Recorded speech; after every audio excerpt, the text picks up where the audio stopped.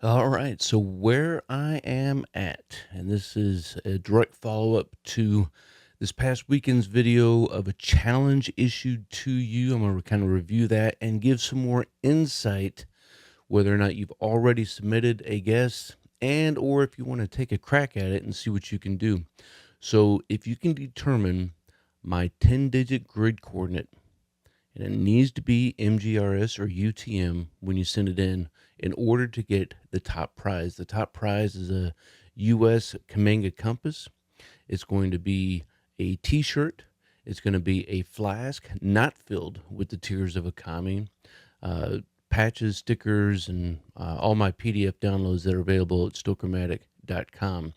And then a uh, 8-digit, I'm gonna send out some patches and sticker, and then 6-digit, I'll send out some stickers. And if you participate at all, I'm probably gonna send you something. To be honest with you, even if it is just a whatever it is, I don't know yet. We got to see how many we got and how much stock I have left. But I gave a few clues last weekend, and I want to work through some ways to approach this again because I want you to have as much confidence as you can when it comes to reading maps and understanding terrain features as well as colors and some other things that we can consider that some of y'all already did. And so if we look at the map and we consider where I filmed this particular video of where I was at when, and that's where you need to guess. Um, we know that I'm on a elevated piece of terrain, okay? So when you look at the large overlay of the map, you do see a few contour lines. And so if I was a wise man, I would say that I need to be somewhere in the vicinity of a contour line because there is some elevation changes. Those contour lines are going to be in red brown, okay? And so I want to look in some of those particular areas. Now we can see, I told you that I was near, that there was a prairie off to my east, and you can see the large 13th Division Prairie or the Rogers DZ. And so that's obviously, we know that we're not on that side, so we have to be to the west of that large prairie. I told you that there was a highway to my uh, west, and so we see 507 there. So now we kind of know what corridor we should be looking at. So if you sent in a guess and it wasn't in that corridor, you're probably wrong. And if you send a guess and you're in that corridor, you're on the right path. But what we need to do is try to narrow it down even more to to get into that grid square that we need to be in. So that 4-digit, and I think this is where this is kind of it was spurned from, if you will, to take a short break from the guesses. And you know, 1,000 meters by 1,000 meters, a full grid square is a pretty large piece of section. It's really not that big, but when you try to determine something as fine tuned as a 1 meter by 1 meter, or even a 10 meter by 10 meter. By the way, nobody has given me an 8-digit grid coordinate. None. Let alone a 10-digit grid coordinate. So when you try to dial in something that fine tuned, it is a challenge, right? And that was kind of the whole point, to be a challenge. So at the last minute or so of that video, so if you didn't make it that far, you didn't see it. And this was a key piece. I told you that I was going to give a hint or a clue that was going to lead you straight to me.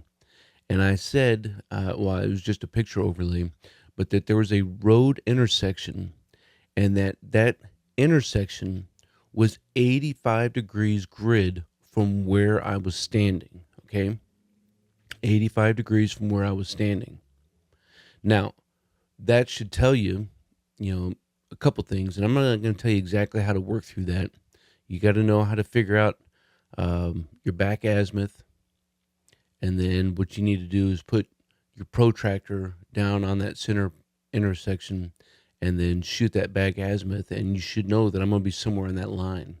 Now, All that being said, again, when it comes to fine tuning things, is that if there's any misalignment with your protractor, if there's anything wrong with, where we're making our marks, and even the thickness of your pencil lead itself, you're going to have some error. And that's why we need to be slow and methodical with what we're doing. But if I look at this intersection and I assume that, it's 85 degrees, but I'm going to assume 90. So we know it's this way, right? Not assume. I'm going to round to 90 because it's parallel, right? It's this way. Then I should know that I am somewhere on one side of that intersection. So if I submitted a guess and I was north of that intersection, you're probably wrong. If I was south of that intersection, you're probably wrong. So the Stoker, man, I don't have and that the map will print to scale, right? It will print to scale. If you're like, I don't have a printer, well, you could, after you have that map downloaded, set your screen to be in scale, right? Zoom in, zoom out until it's to that 1 to 50 scale. And you could plop your protractor directly on the screen and at least be able to get a lot better than just taking a complete scientific wild ass guess, right? It's okay to swag every now and then. Now there's another, I mentioned that prairie was in white.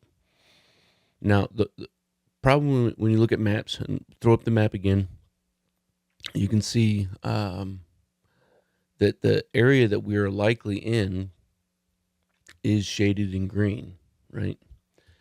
And that's because maps are dated. And if you're in an area that has active logging going on and there's timber work happening, then that topographical map, those color shades may not always be accurate. So you could go in and look at some satellite imaging of maps. And so here we have one, and we can kind of see that we see the large prairie, but then off to the southwest we see some space that's in that's obviously been cut down, and then there's some spaces off to the northwest that's been cut down that aren't absolutely reflected on that topographical map. So I could look at this as trying to give me some clues, bounce this based off of the topographical map and try to get a little bit more of a pinpoint guess. And if you zoom in, we'll pull up another picture here of where that road intersection is. You can almost see that there's a road that cuts into South Darby, but it almost looks like it hits that road twice, and that's because it does. And so you would want to be careful, if you're looking at the satellite imaging, to make sure that you're looking at the right intersection when it relates to shooting that azimuth again, because every small fraction of a mistake that you make is going to be amplified the further away that you move away from that, if that makes sense, right? So there's a little bit more insight to you if you wanted to participate and maybe you didn't think that you could because it was too challenging. I hope that what we talked about here today will give you some more confidence. And if you already sent in a guess, send in another one. Like, it's fine. And we will, on or about the 5th of July, I'm going to send an email out to everybody who'd sent in a guess. Again, leaving a comment is great, but in order to have your entry actually submitted, you need to send me that email to stokermatic@gmail.com. And if you want to be eligible for the grand prize, it needs to be an MGRS or UTM format.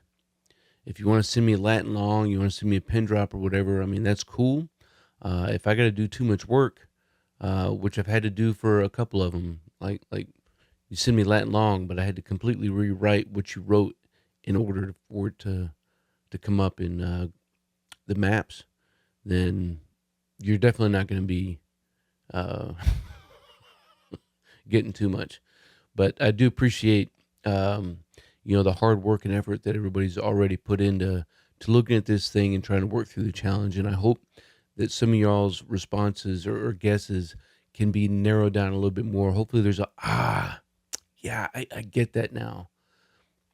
So we'll continue to keep this conversation rolling, gents, and I'm really looking forward to this Sunday's video, which is going to be pretty awesome. It's going to be Tacoma Has Fallen, and we're working through an actual, getting home, and it'll actually be a 2-week kind of thing. So if you made it this far, you kind of got an insight on the next 2 weeks of videos. One's going to be on planning and rehearsals, and then the other one is going to be the actual execution for when Tacoma has fallen, and then subsequently the escape from Tacoma.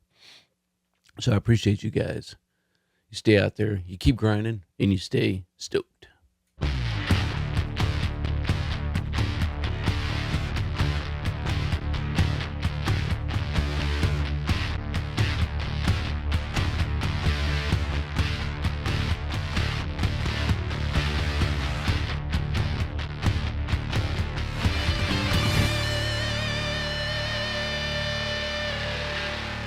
Team, if you want to master your craft and develop your tactical virtue, make sure you subscribe to the channel and click that notification bell so that you can stay up to date on future content. Consider becoming a channel member. It's going to give you exclusive access to content not available to anybody else. I appreciate you guys. Until then, you stay out there, you keep grinding, and you stay stoked.